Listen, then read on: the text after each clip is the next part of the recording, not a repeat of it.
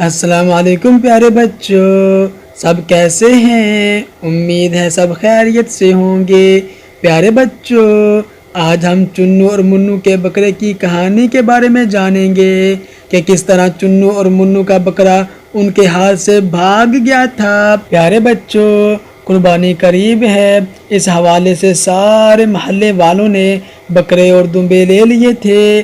سارے محلے کے بچے اپنے اپنے بکروں کے ساتھ کھیلا کرتے تھے۔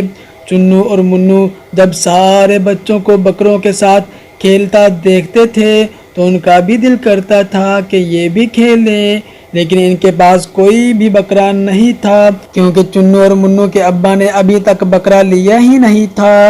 چنو اور منو نے ایک دوسرے کی طرف دیکھ کر یہ فیصلہ کیا کہ آج ہم اپنے ابا سے کہیں گے کہ ہمیں بھی بکرا لا کر دو، ہم نے بھی کھیلنا ہے۔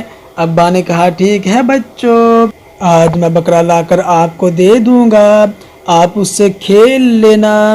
چنو اور منو دونوں ابا کی بات سن کر بہت خوش ہوئے تھے۔ ابا جب رات کو واپس آئے تو ان کے ہاتھ میں ایک بکرا تھا جسے دیکھ کر چنو اور منو بہت خوش ہوئے تھے۔ سارے بچوں کی طرح چنو اور منو بھی اپنے بکرے کو باہر لے کر گئے تھے۔ چنو اور منو اپنے بکرے کو بہت پیار کر رہے تھے، لیکن بکرے کو اس وقت کھانا چاہیے تھا کیونکہ بکرے کو بھوک لگی ہوئی تھی۔ چنو اور منو نے بکرے کو کھانا نہیں دیا تھا، وہ بکرے کو بس پیار کرتے جا رہے تھے، کھانا نہیں دے رہے تھے۔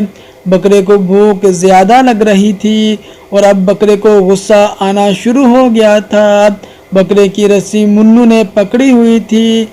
بکرے نے بھاگنے کی کوشش کی، بکرا زور سے بھاگا اور منو نیچے گر گیا کیونکہ منو نے بکرے کی رسی پکڑی ہوئی تھی۔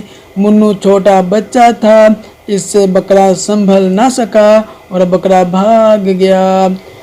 چنو نے جب دیکھا کہ بکرا بھاگ گیا ہے تو وہ بکرے کے پیچھے بھاگا، لیکن بکرے کی دوڑ تیز تھی۔ چنو سے بھی بکرا پکڑا نہ گیا اور بکرا دور بھاگ گیا تھا۔ چنو اور منو دونوں روتے ہوئے بکرے کے بغیر خالی ہاتھ گھر آ گئے تھے۔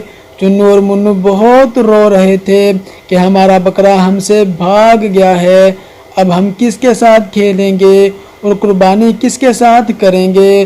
دونوں چنو اور منو روتے جا رہے تھے۔ اتنے میں تھوڑی دیر بعد گھر کا دروازہ کھلتا ہے۔ چنو اور منو کے ابا گھر میں داخل ہوتے ہیں۔ ابا کے ہاتھ میں وہی بکرا ہوتا ہے جو چنو اور منو سے بھاگ گیا تھا۔ ابا بولتے ہیں کہ یہ بکرا بھاگ رہا تھا، میں نے اسے بھاگتے دیکھ لیا تھا، پھر میں نے بکرے کو پکڑا اور اب بکرے کو میں گھر لے آیا ہوں۔ چنو اور منو بکرے اور ابا کو دیکھ کر دونوں ہنسنا شروع ہو جاتے ہیں۔ پیارے بچوں، چنو منو کی آپ کو یہ کہانی کیسی لگی ضرور بتانا کمنٹ میں۔ چنو منو کی اگلی کہانی تک پھر ملتے ہیں۔ السلام علیکم، اللہ حافظ۔